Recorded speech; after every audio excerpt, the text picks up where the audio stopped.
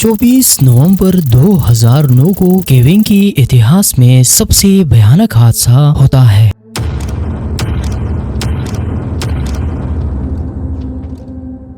Caving यानी कि गुफा की खोज करना, ये एक ऐसा खेल है जहाँ पे सांस लेने की भी जगह नहीं होती। इसी तंग गुफा में घिस घिस कर उसमें खोज करना इंतहाई मुश्किल काम है। यही चीज 26 साल की जॉन एडवर्ड अमेरिका की उटा शहर में नटी पुटी गुफा में करने वाले थे, लेकिन जॉन को जरा भी अंदाजा नहीं था कि वो अपनी ही कब्र में खुद को दफनाने वाला था। 24 नवंबर के दिन रात के 8 बजे जॉन और उसका भाई जोश और उनके साथ 10 और मेंबर्स का एक और ग्रुप नटी पुटी नाम की केव को एक्सप्लोर करना शुरू कर देते हैं। पहले का 1 घंटा तो बहुत ही मजेदार रहा। गुफा के अंदर की सबसे बड़ी जगह द बिग स्लाइड का उन्होंने पता लगाया। ये तो इतना आसान था कि उनके बीच तो बहस होने लगी कि सबसे पहले यहाँ पे कौन पहुँचा। इसी वजह से वो एक दूसरे को चैलेंज करते हैं गुफा के सबसे खतरनाक जगह जाने के लिए, यानी कि बर्थ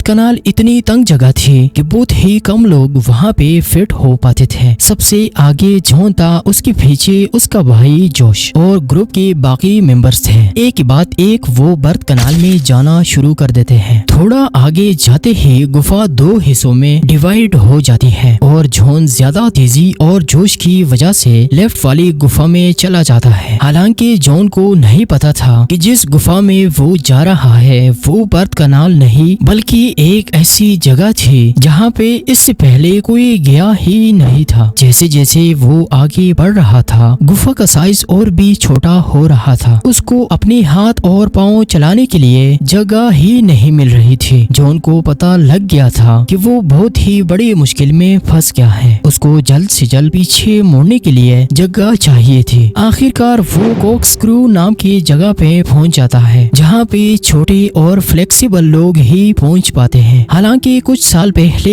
एक 16 साल का बच्चा इस जगह पे फंस गया, लेकिन वो सिर्फ 5 फीट 7 इंच का था। इसके बावजूद उसको निकालने में तकरीबन 14 घंटे लगे थे, लेकिन जॉन तो 6 फीट का था। जब वो सांस लेने की कोशिश भी करता तब छाती फूलने की जगह ही ना थी। मगर बेहद मेहनत मुशक्कत के बाद वो आगे आता है और दिखता है कि सामने एक होल था और जॉन को लगा कि इसी होल की मदद से बाहर निकलने के लिए जगह मिलेगी। इसी वजह से जॉन इस होल की अंदर जाने की पूरी कोशिश करता है, लेकिन अंदर जाने के बाद उसको पता लगा कि वो होल तो एक डेड एंड था, यानी वो होल तो आगे से बंद था। जॉन एक 10 बाई 18 के पोल में उल्टा फंस गया। होल इंतहाई छोटा था जिसकी वजह से वो अपनी हाथ पैर नहीं चला पा रहा था और ऊपर से ग्रेविटी ने पूरी सिचुएशन को बद से बदतर बनाई हुई थी और खुद की दम पे वो यहाँ से बाहर तो नहीं निकल सकता था। इसलिए वो जोर जोर से अपने भाई जोश को बुलाता है। जहाँ पे जॉन इस गुफा में सर की बल आया था, जोश उस गुफा में उल्टा आता है ताकि उसको वापस जाने के लिए उल्टा घूमने की जरूरत ही ना पड़े। और वो देखता है कि जॉन के तो सिर्फ पैर ही दिखाई दे रहे थे, जैसे कि उस होल ने जॉन को पूरी तरह से निगल लिया हो। जोश अपनी पैर जॉन की पैरों के बीच डालकर ऊपर खींचने की कोशिश करता है, लेकिन जॉन उस सुरंग से बाहर आने के बजाय और ही अंदर चला जाता है। 1 घंटा मुशक्कत करने के बावजूद जब कामयाबी ना मिली तब जोश प्रोफेशनल रेस्क्यूअर की मदद मांगने गुफा से बाहर चला जाता है और 3 घंटे बाद रात के 12:30 बजे पहले रेस्क्यूअर सुजी वहाँ पे पहुँच जाती है। सुजी सिर्फ 5 फीट 3 इंच की थी, इसी वजह से वो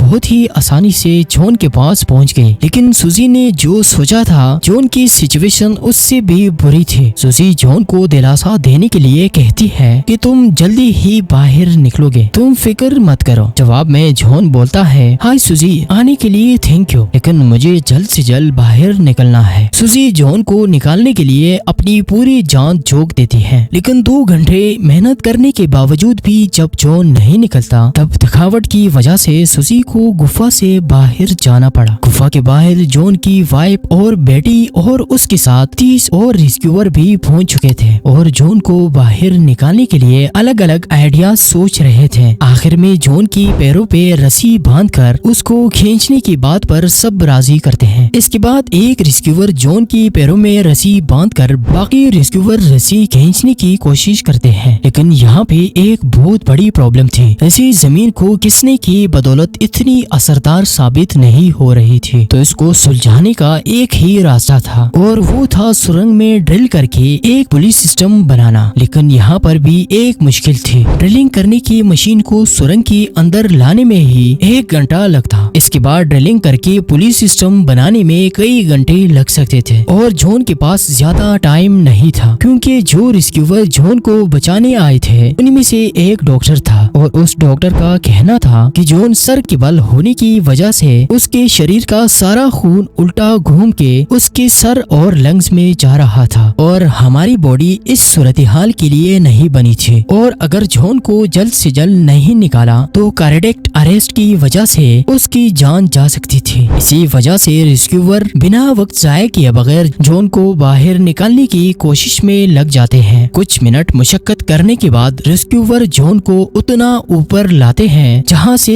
वो जॉन का चेहरा देख सके और रिस्क्यूअर का कहना था कि जॉन की आंखें और मुंह लाल पड़ चुका था, लेकिन वो अभी भी ठीक था। रिस्क्यूअर जॉन को और भी पीछे खींचते हैं, लेकिन उसके पैर सुरंग की छत से टकरा रहे थे। न ही जॉन अपनी पैर मोड़ पा रहा था और न ही वहाँ पे घूमने की जगह थी। तब ही रिस्क्यूअर अचानक बेहोश हो जाता है। कुछ मिनट बाद जब उसकी आंखें खुल जाती है तो वो दिखता है कि उसके सर से बहुत ज्यादा खून बह रहा था और उसकी पूरी की पूरी पुलिस सिस्टम निकल गई थी और जॉन पहले जिस जगह पे था उस जगह जाके फंस गया। लेकिन इस बार उसकी बॉडी ने काम करना छोड़ दिया, हालांकि उसकी सांसें अभी भी चल रही थी। इसी वजह से एक के बाद दूसरा और दूसरे के बाद तीसरा रिस्क्यूअर जॉन को बाहर निकालने की कोशिश कर रहे थे, लेकिन 28 घंटे मुशक्कत के बावजूद 25 नवंबर की रात 11:56 पे जॉन एडवर्ड अपनी सांसें बंद कर देता है। हालांकि उसकी फैमिली मेंबर्स इस चीज को मानने के लिए तैयार ही नहीं थे कि कैसे एक छोटी सी गलती की वजह से